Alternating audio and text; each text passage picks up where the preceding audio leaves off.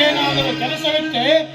ನೋಡಿ ಗೌಡ್ರೆ, ನೀವು ಸುತ್ತ ಹಳ್ಳಿಗೆ ರಾಜ್ಯ ಮನೆತನದವರು, ಮೇಲಾಗಿ ದೊಡ್ಡ ರಾಜಕಾರಣಿಗಳು. ನಿಮ್ಮ ಹತ್ರ ಬಂದ್ರೆ ನಮ್ಮ ಕಷ್ಟ ಪರಿಹಾರ ಆಗುತ್ತೆ ಎಂದು ತಿಳಿದು ನಿಮ್ಮ ಹತ್ರ ಬಂದಿದ್ದೀನಿ ಗೌಡ್ರೆ. ನಮ್ಮ ಗೌಡ್ರು ಇರೋದೇ ನಿಮ್ಮಂತವ್ರದ್ದು ಕಷ್ಟ ಪರಿಹಾರ ಮಾಡಕ್ಕ. ರಾಜೀವಪ್ಪ, ನಿನಗೆ ಬಂದಿರುವ ಕಷ್ಟ ಏನು ಅಂತಂದು ಸಟ್ಟನೆ ಹೇಳು, ತಟ್ಟನೆ ಸರಿ ಮಾಡಿ ಬಿಡ್ತಾರೆ ನಮ್ಮ ಗೌಡ್ರು. ಗೌಡ್ರೆ, ನನ್ನ ತಮ್ಮ ಮೈಲಾರಿಯನ್ನು ಪೊಲೀಸರು ಅರೆಸ್ಟ್ ಮಾಡಿಕೊಂಡು ಹೋಗಿದ್ದಾರೆ. ಗೌಡ್ರೆ, ನೀವು ದೊಡ್ಡ ಮನಸ್ಸು ಮಾಡಿ ನನ್ನ ತಮ್ಮ ಮೈಲಾರಿಯನ್ನು ಬಿಡಿಸಿಕೊಡಿ ಎಂದು ಕೇಳಲು ಬಂದಿದ್ದೇವೆ ಗೌಡ್ರೆ.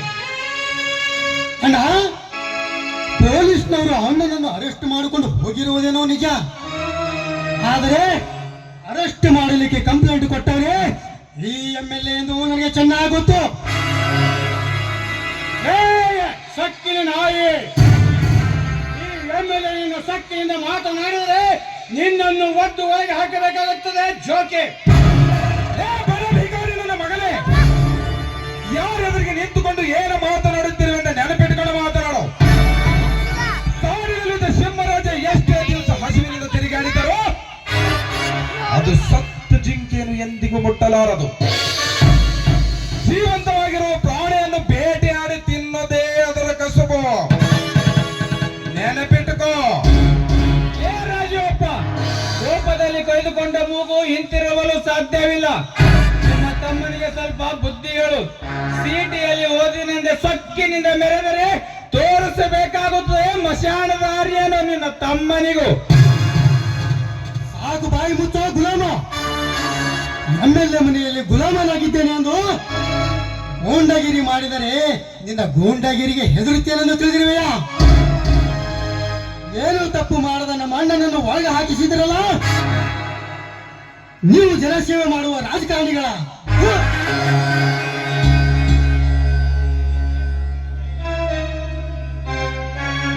ಸಕ್ಕಿನ ಕುಂದಿ, ಈ MLA ಎದುರು ಹಾಕಿಕೊಂಡರೆ ನಿನ್ನನ್ನು ಇಲ್ಲೇ ಜೀವಂತ ಸುಟ್ಟು ಹಾಕಬೇಕಾಗುತ್ತದೆ. ಹುಷಾರ್.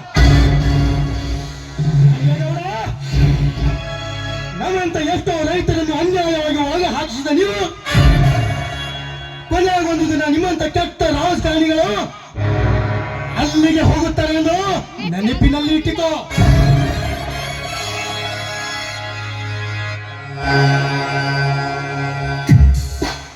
ಲೇ ನರಸತ್ತ ನಾಮರ್ಥ ನನ್ನ ಮಗನೇ,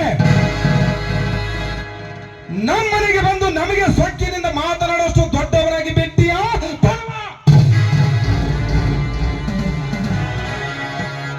ಈ ಬಲರಾಮನ ಶೆಟ್ಟು ನೆತ್ತಿಗೇರು ಮೊದಲು ನೀನು ಇಲ್ಲಿಂದ ಕಾರು ಕೆತ್ತರೆ ಸರಿ, ಇಲ್ಲದಿದ್ದರೆ ಅನ್ಯಾಯವಾಗಿ ಎದ್ದ ಬಂದ ಪ್ರಾಣ ಕಳೆದು ಈ ಅರಮನೆಯಲ್ಲಿ ಬೀದಿ ಹಣವಾಗಬೇಕಾಗುತ್ತದೆ. ಎಚ್ಚರವಿರಲಿ. ದುಡ್ಡಿನಲ್ಲಿ ನೀವು ದೊಡ್ಡವರಾಗಿರ್ಬೋದು, ಆದರೆ ದುಡ್ಡಿನ ವಿಷಯ ಒಂದು ಬಿಟ್ಟು ಮಿಕ್ಕ ವಿಷಯದಲ್ಲಿ ನೀನು ನನಗೆ ಬಚ್ಚಾಳನ ಮಗ ಎಂದು ತಿಳಿದುಕೋ. ನಿನ್ನನ್ನು ಇಲ್ಲಿಗೆ ಕರೆದುಕೊಂಡು ಬಂದಿರುವುದು ಇವರ ಜೊತೆಗೆ ಜಗಳ ಆಡುವುದಕ್ಕಲ್ಲ. ಹೇಗಾದರೂ ಮಾಡಿ ಜೈಲಿನಲ್ಲಿ ಇರುವ ನನ್ನ ತಮ್ಮ ಮೈಲಾರಿಯನ್ನು ಬಿಡಿಸಿಕೊಂಡು ಹೋಗುವುದಕ್ಕೆ. ರಾಜೀವಪ್ಪ, ನಿನಗಿರುವ ತಾಳ್ಮೆ ಬುದ್ಧಿ ಈ ನಿನ್ನ ತಮ್ಮನಿಗಿಲ್ಲ. 4 ಅಕ್ಷರ ಕಲಿತಿದ್ದಾನಂತ ಸೊಕ್ಕಿನಿಂದ ಮಾತನಾಡುತ್ತಿದ್ದಾನೆ. ಸ್ವಲ್ಪ ಬುದ್ಧಿ ಹೇಳು ಈ ಬಟ್ಟಿ ಮಗನಿಗೆ.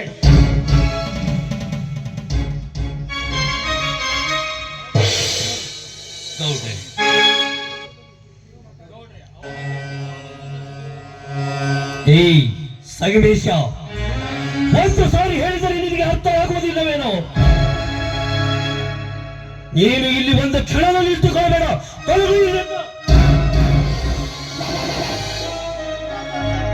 ಇದಪ್ಪ ಅಪ್ಪು ಹುಟ್ಟಿದ ಮಾತಂದ್ರ ಹೀಗ ಸಮಾಧಾನದಿಂದ ಹೇಳಿದ್ರೆ ಎಲ್ಲಾ ಕೆಲಸವನ್ನು ಸರಳ